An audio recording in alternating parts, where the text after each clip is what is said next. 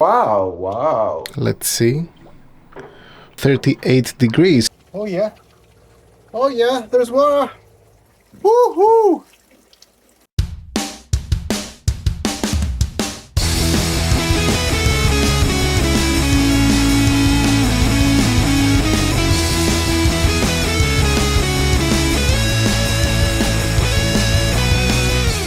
Let's hope they're not going to just fall down on my head. Open up the old ignition switch. That sounds good. Yeah. Okay, let's talk plumbing. There is a lot of plumbing involved all around the boat. It's crazy. Whether it comes from the tanks to go to the water tap on the galley, or when it goes all the way to a forehead and an aft head, if you have one. I have installed the washing machine on the aft head, and needs to be connected to the outlet and to the inlet from the water. I'm planning to change all this plumbing around. Nothing crazy like all this super nice whale constructions and stuff. I'm just planning to use this flexible PVC, this green tube. I've bought a boiler, an electric one, a household one, not a 12-volt one, so it's 230 volts. It sits underneath the settee here. This needs to be connected to the main water inlet coming from the water pump, and then all the way to the toilet, the head, excuse me, pardon me, the head, in order to have some kind of hot water for a proper shower, not relying on all these camping bags for hot water for coming from the sun, because it's still winter time, marginally springtime. It's not very easy and efficient to wait for the sun to heat up the solar bag in order to have a proper shower. So it's time for a change. Well. So, what needs to be done is underneath this whole area. So let's strip it out. This is the heart of the installation for today. So this is a 10-liter boiler made by Ariston, an Italian brand. I'm not sure about how well it will perform or it will hold. The reason I bought it was that it fits my kind of area here. It's going to be installed vertically, not like this right now. The reason I bought it is that, first of all, it fits the area, and then it has this thermostat on the front of it, so you can quickly go around all the settings. This is very convenient for me that it sits there and it's user-friendly. This will be at the front of the boiler towards this side. I have to connect all this wiring that runs all around the sofa, the settee, whatever it is, and goes up to the 220 volt point there. That comes from the inverter all the way from the aft cabin. Today I'm gonna go and buy all these materials like pipes and connectors and PVC glues and everything to connect this bad boy. So the pipe needs to go all that way from that bulkhead, oops, stay there, that bulkhead there, all the way below this Armaflex material, then come all the way here underneath this whole construction there, and then get inside this cupboard that protects my water pump. From the outlet I will come below this wooden floor panel and then have a T-connector. Easy peasy, right? Well, let's give it a try. First and foremost, I needed to penetrate the bulkhead that separates the salon area from the head. To achieve that, I used a hole saw.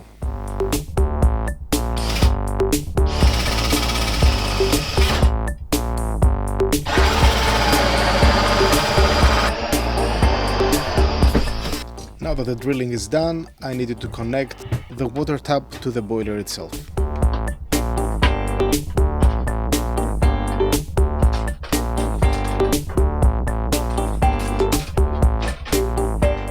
Just remember, the boiler needs to be connected to the water pump and to the tap itself.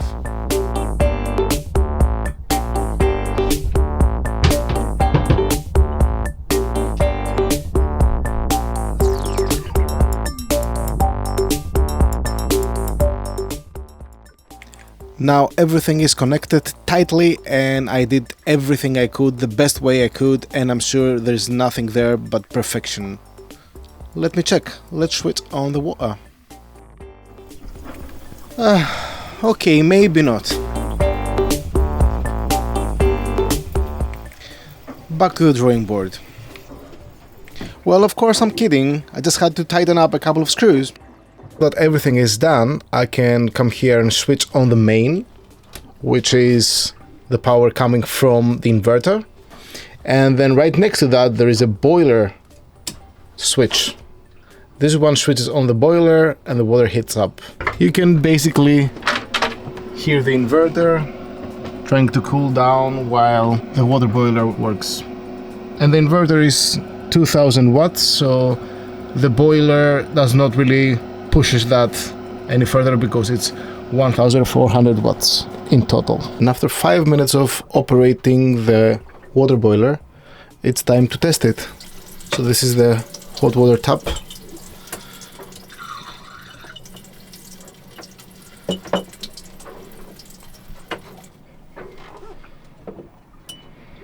Let's see. 38 degrees, and that's not bad for a shower, right? And now the only thing left is to decide on the best temperature setting from the selector in front of the device. So the consumption is not bad at all, especially if you go for boiling water during the sunny hours of the day, especially during summertime. I think it consumes more or less 5 to 6% of my battery bank if I heat up the water during the afternoon. And the thing is, that's going straight back to the batteries in, I don't know, half an hour, so it doesn't really have any impact in summertime at least, or in springtime that we're right now. 10 liters, maybe it's not adequate for some people, so you go up to 60 degrees or something with this kind of selector, and then you can mix it up with a cold water, and that's going to give you a good temperature and doubles the water for a shower. That means 20 liters probably.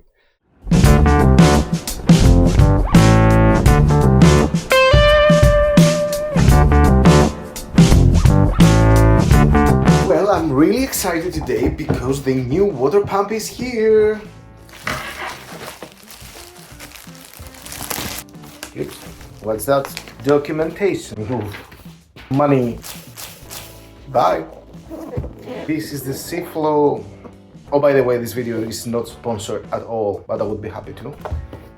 If that works, and if it's a nice brand, and if it's a dependable kind of product, I'll be there for you. Let me break the seal. I like the color scheme, you know, orange is my favorite color. This is the 41 series. This is supposed to pump 12.5 liters per minute. Yep, and has a maximum pressure of 35 psi. By the way, I opted in for 35 psi's because I wanted to prevent any kind of damage or leakage of my old system. The old system was designed for 20 to 40 psi. With an old pump, I was particularly looking for this model because I didn't want to exceed the 40 psi. And it's 3.3 gallons per minute for our American friends. For 12 volts, it consumes 4 amps and max 8 amps. It's heavy. It's a pump, it's supposed to be heavy, right? The footprint is really small now that I see that. It's not much bigger than my Zapsco. What else is in the box? And this is for inlet and outlet. There is a small strainer kind of filter, let's say, prevents any kind of debris going into. Oh, look at that! So this is like a quick release kind of. Wow! You have to see the Zapsco. Ages old. Nothing else is in the box, and this is pretty okay for me. It's about time to install the new pump. No pun intended. There are some kind of quick links for the end pieces. The old mount for my Zapsco was this one, so I'll probably use this one again to mount this thing on top. And I actually got this kind of three-way hose link connector. Okay, the idea is that I have a hose coming from the water tanks, a hose like this one, so it's transparent. You can see inside if there is any kind of growth. I will have it coming here. This way we'll go to the electric pump, and that way we'll go to the foot pump. So I have the choice to go for either the electric pump or the foot pump that is now connected to the seawater. And then I need another splitter because the foot pump needs to be able to select between seawater and potable water. So I got this one. The foot pump will be able to have as an intake either the seawater and I will be able to select it by turning this kind of three-way valve. Simple as that. Okay, in theory. In practice, maybe I'm lacking some kind of materials. Have a pipe cutter, an electric screwdriver, PTFE tape, for end pieces. They need to be wrapped in PTFE tape and then screwed on tightly. Let's see how that goes. As you can see, my space here is quite tight. I will need to remove the foot pump first, and then I will be able to access the piping behind it.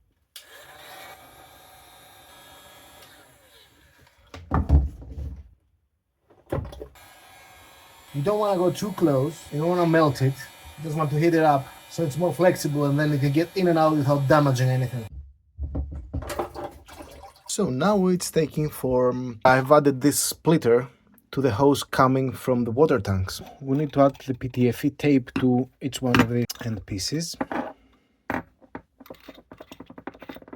Always get a fresh start in your PTFE tape. It's essential not to have the PTFE tape on the other kind of direction than the direction you are going to screw this. So if I'm going to tape it this way, it's gonna be fine. But if I go the other way, when I'm about to screw this thing to the other part of it, then the PTFE tape is going to unwrap itself. I have to go clockwise. This is enough for now.